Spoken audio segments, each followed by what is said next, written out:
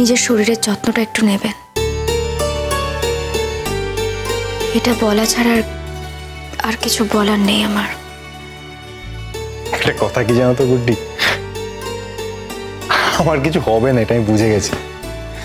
আমি যেরকম মানুষ, আমি যেরকম পাপি টাইপের লোক, ঈশ্বর খুব একটা তাড়াতাড়ি আমাকে গ্রহণ করবেন না। মানে ঈশ্বর ভালো লোকজনদেরই তাড়াতাড়ি গ্রহণ করেন, এটা আমি জানি।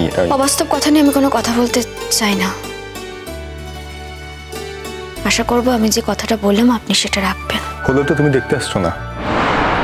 দেখতে আসছি না ঠিকই, কিন্তু কোথাও গিয়ে এটুকু বিশ্বাস আমার আছে, আমি কিছু বললে, আমি যদি অনুরোধ করি আপনাকে,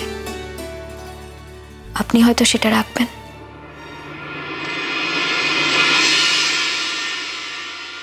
এখনো এত ভরসা তোমার আছে আমার উপর? এর মধ্যে ভরসার কি আছে? এর মধ্যে তো স্বার্থের কোনো চাওয়া লুকিয়ে নেই। আমার মতো লোক কি স্বার্থের চাওয়া ছাড়া আর কিছু বোঝে গুড্ডি? কিছু বোঝে না। আমার রিকোয়েস্ট করার আমি করলাম, রাখা না রাখাটা আপনার উপর। কি এসে যায় তাতে? তাতে তো কিছু এসে যায় না, তাই না? এসে যে যায় সেটা আপনিও খুব ভালো করে জানেন। এসে যে গেছে সেটাও আপনি জানেন। আপনার শরীর খারাপ থাকলে আমি ভালো থাকি না।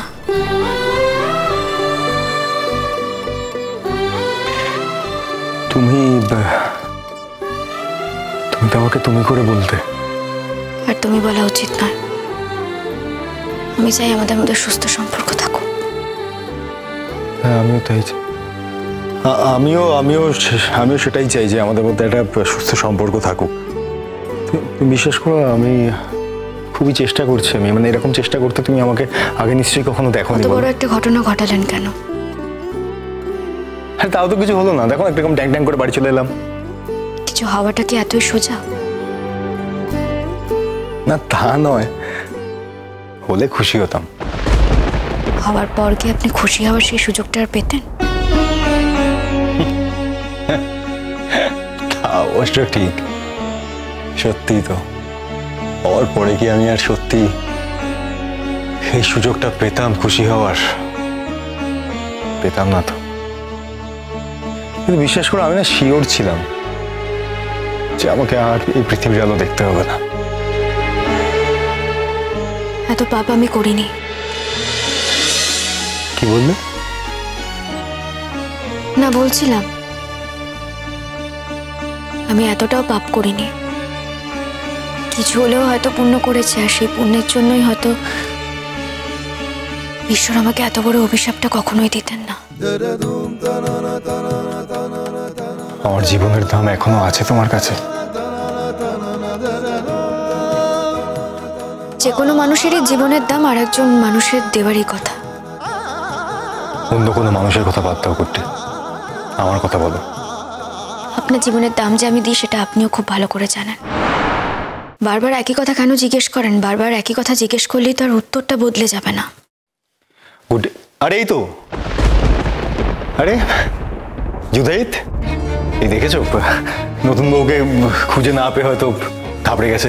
আসলে আমি শিরিনকে পৌঁছে দিয়ে জাস্ট এলাম, ও দেখলাম দাঁড়িয়ে আছে, তাই কথা বলছিলাম আর কি। মানে আরে বাবা, তোমরা পুরনো চেনা, তুমি ওর সঙ্গে দাঁড়িয়ে কথা বলছো, তার জন্য আমাকে কেন কৈফিয়ত দিতে হবে? না না না, তোমরা কথা বলো, কথা বলাটাই স্বাভাবিক, কথা বলারই তো কথা।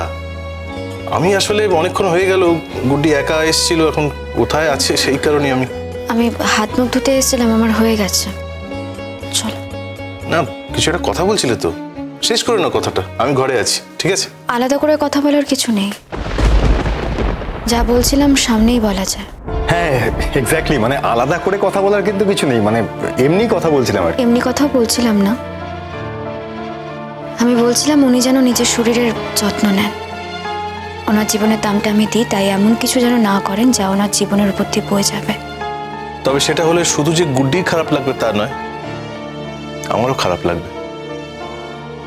যখন চিনতাম না, এখন তো চিনি। সত্যিই চেনো? পারে, তুমি আমার ভাই, তোমাকে না চিনে উপায় আছে? না, আমি সেটা বলছি না, আমি বলছি যে চেনারও তো অনেক রকম বিশেষ থাকে। যেটুকু চেনাতে আমার চলে যাবে, আমি সেটুকুই চিনতে চাই। তোমার মতো একজন এফিশিয়েন্ট পুলিশ অফিসার, একজন ব্রিলিয়েন্ট ছেলে বেঁচে থাকা দরকার। In what sense? লাইক মানে ঠিক কোন জায়গা থেকে এই ব্রিলিয়েন্সের কথা বলছো তুমি? তাই in every respect you are brilliant. ও, আর একটা কথা বলি, যে যাই ভুল বুঝুক না কেন, তুমি একজন ইনকরেজিবল রোম্যান্টিক, তুমি একজন প্রেমিক মানুষ। আনফর্চুনেটলি তোমার জীবনে একটা দুর্ঘটনা ঘটে গেছে, সেই কারণে তুমি গুড্ডিকে কাছে পাওনি। এখন তুমি সবকিছু মানিয়ে নেওয়ার চেষ্টা করছো, কিন্তু সবকিছুর ওপরেও তুমি গুড্ডিকেই সারা জীবন ভালোবেসেছো আর ভালোবাসবে। এসব কথা এখন থাক না। না, কেন থাকবে? কেন? যা সত্যি তাই তো বলছি। আরেকটা কথা, ঠিক সেই কারণেই তোমার মতো একজন প্রেমিকেরও বেঁচে থাকাটা দরকার। প্লিজ আমাকে লজ্জা দিও না। আসল প্রেমিক তো হলে তুমি। তুমি সত্যি ওকে এতটা ভালোবাসো, তাই জন্যই তো এত বড় একটা স্যাক্রিফাইস তুমি করতে পারলে।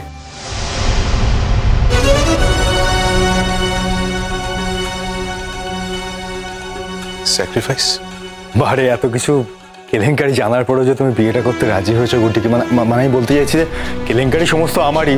গুড্ডি কিন্তু কখনোই কোনো কিছুর মধ্যে। আমি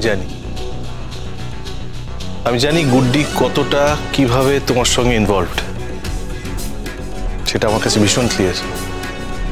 ও ডে ওয়ানেই আমাকে ক্লিয়ার করে দিয়েছে, সেটা নিয়ে আমার কোনো সংশয় নেই। তাই তুমি প্লিজ গুড্ডির হয়ে কিছু কভার আপ করতে যেও না, ওটার কোনো দরকারই নেই। আর তোমার কি কীর্তি কেলেঙ্কারি সেটাও আমি জানি। তুমি যাকে বলছো কেলেঙ্কারি, সেটাকে আমি বলছি ইনকরেজিবল রোম্যান্স। যাই হোক অনুজ, আজ গুড্ডি এই যে আইপিএস হওয়ার সুযোগটা পেল, এতে কিন্তু তোমার একটা বড় কন্ট্রিবিউশন আছে। তুমি ছাড়া এটা হতো না। আমি কিছুই করিনি। ইনফ্যাক্ট আমি তোকে পড়াইও নি পর্যন্ত, আমি কিছু করিনি। স্বপ্ন দেখিয়েছ। এই পৃথিবীতে যদি কেউ কাউকে স্বপ্ন দেখাতে পারে, তাহলে তার আর কিচ্ছু দরকার হয় না, সে সব কিছু করতে পারে। তুমি সেই স্বপ্নের শরিক। আজ তুমি স্বপ্ন দেখিয়েছিলে বলেই ও কিন্তু এটা অ্যাচিভ করতে পেরেছে। এটা নিশ্চয়ই গুড্ডি চিরকাল মনে রাখবে, আর আমিও মনে রাখবো। ভালো থেকো অনুজ, খুব ভালো থেকো। আরেকটা কথা, এক জীবনে না সবকিছু পাওয়া হয় না। এই আমাকেই দেখো না, আমি কি এক জীবনে সবকিছু পেয়েছি? তবু যতটুকু পেয়েছি আমি একেবারে আঁকড়ে ধরে রাখার চেষ্টা করেছি। তাই তোমায় বলছি, তোমার জীবনে যে নতুন অতিথি আসছে, তুমি তাকে নিয়ে ভালো থেকো। শুধু তাকে নিয়ে কেন, তুমি আমাদের নিয়ে ভালো থেকো। কি বললে? তোমাদেরকে নিয়েও? হ্যাঁ, আমাদের নিয়ে তো বটেই। তুমি দূরে চলে যেতে চাইলেই আমরা ছাড়বো নাকি তোমাকে? এখন তো আমরা পরস্পর আত্মীয় হয়ে গেছি। তুমি চাইলেও তুমি পারবে আমাদের ছেড়ে থাকতে? তুমি যত দূরেই যাও না কেন, এই সম্পর্ক কিন্তু থাকবেই আজীবন। আমাদের এই আত্মীয়তা সারা জীবনের, অনুজ, বুঝতে পেরেছো? তাই তোমাকে আমাদের সবাইকে নিয়ে ভালো থাকতে হবে। ভালো থেকো। আচ্ছা, আমি আসি। আরে কি হলো, তুমি কোথায় যাচ্ছ? তুমি ধীরে সুস্থে এসো, আমি আবার একটু ফাস্ট হাঁটি। আমি চলে যাচ্ছি, তুমি ওর সঙ্গে কথা শেষ করে তারপর এসো, কেমন? তাড়াহুড়ো করো না।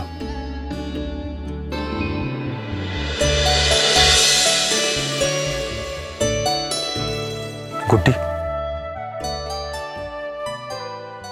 ভালো থেকো। আমি ভালো থাকবো। আপনাকেও কথা দিতে হবে যে আপনিও ভালো থাকবেন।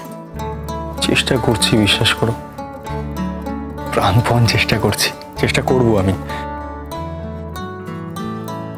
সাবধানে থেকো। এসো।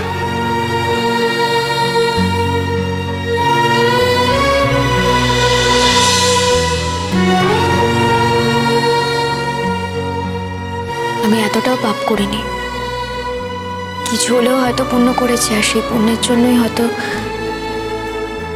ঈশ্বর আমাকে এত বড় অভিশাপটা কখনোই দিতেন না। আমি নিজেকেই নিজের কাছে শপথ করেছিলাম, আমি চিরজীবন নিজে নিজের ভাত কাপড় জোগাড় করব। ওরও তো মনটা খারাপ হয়ে যেতে পারে, তাই না? যুধাজিতের মন খারাপ হবে না। আমার বউয়ের অপছন্দ হয় এমন কোনো কাজই আমি করব না, এই সিদ্ধান্ত আমি কিন্তু প্রথম দিনে নিয়ে নিয়েছিলাম।